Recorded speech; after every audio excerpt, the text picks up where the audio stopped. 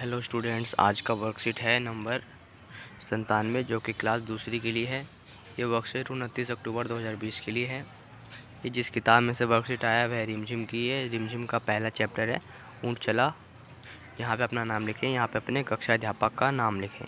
तो वीडियो आगे जाने से पहले मेरे चैनल को सब्सक्राइब कर दें और इस वीडियो को लाइक कर दें। तो चलिए वर्कशीट शुरू करते हैं।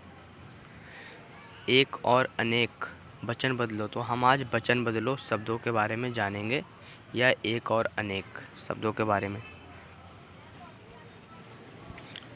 प्यारे बच्चों, चलिए आज कुछ नया सीखने की शुरुआत आपके बस्ते में रखी किताबों को गिनकर करते हैं। बताइए आपके बस्ते में कितनी किताबें रखी हैं। तो आपको देखना है कि आपकी किताबों में कितनी बस्तें रखी है। ठीक है, तो आपकी किताबों में एक किताब नहीं होगा, बहुत सारी होंगी, एक से ज़्यादा है। तो यहाँ पे लिखा है कि बस्ते में एक किताब रखी है या बस्ते में एक से ज़्यादा किताबें रखी हैं। तो एक से ज़्यादा किताबें रखी हैं आपके बस्ते में। ठीक है, तो बच्चों, जब एक वस्तु प्राणी को बात होती है तो उसके लिए शब्द के एक वचन रूप का प्रयोग किया जाता है, जैसे किताब। और जब किसी वस्तु प्राणी के लिए के एक से ज़्यादा अधिक होने की बात होती है तो शब्द के बहुवचन रूप में प्रयोग किया जाता है, जैसे किताबें।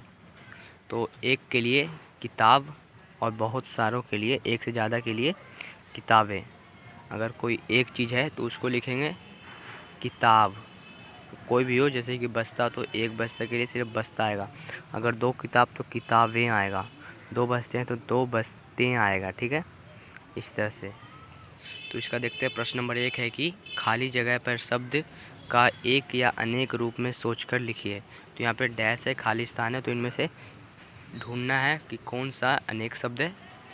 ठीक है, तो देखते हैं। घोड़ों की दो, तो यहाँ पे दो है, एक से आँख आता, मगर यहाँ पे दो है तो दो के लिए आँखें पे आएगा। तो आँखें पे यहाँ पे लिखेंगे हम आँखें। ठीक है, यहाँ पे हम लिखेंगे आँखें।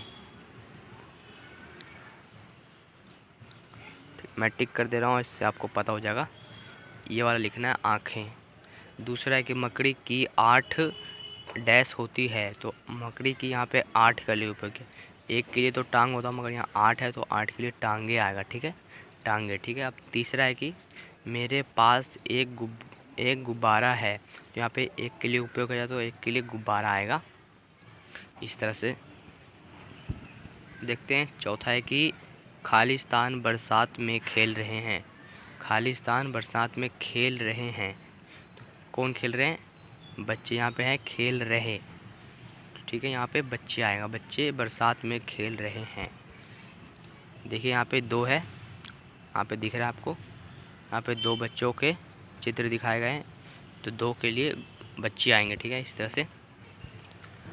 आगे है यहाँ पे कि प्रश्न नंबर 2 है, बच्चों हमने ऊँट चला कविता को पढ़ ली। अब आइए अब नीचे लिखे वाक्यों को सही क्रम में लगाते हैं और ऊँट के बारे में कुछ रोचक बातें जानते हैं। तो यहाँ पे हमने जो ऊँट चला कविता पढ़ा है, अब ऊँट के बारे में बहुत रोचक बातें जानते हैं। तो यहाँ पे लिखा है कि इसको सही से लिखना है, जैसे कि यहाँ उल्टा पुल्टा लिखा हो, मगर हमें सही से लिखना है। तो ऊँट के बारे में कुछ रोचक बातें, कुछ इस तरह का है। देखते हैं इसका आंसर। जहाँ पे वो सब पिछले वाले पेज पे उल्टा पुल्टा था, तो मैंने उसको सही से आपको का पे लिखना है कि ऊँट एक शाकाहारी पशु है। खा पे लिखना है कि ऊँट बालू में भी नहीं फंसता।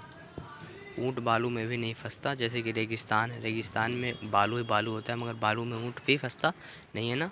तो इस तरह से आएगा। गाय कि ऊँट बिना पानी के कई दिनों तक रह सकता है। ऊँट बिना पानी के भी कई दिनों तक रह सकता है। इस तरह से हम का खा गा को इस तरह से लिखेंगे।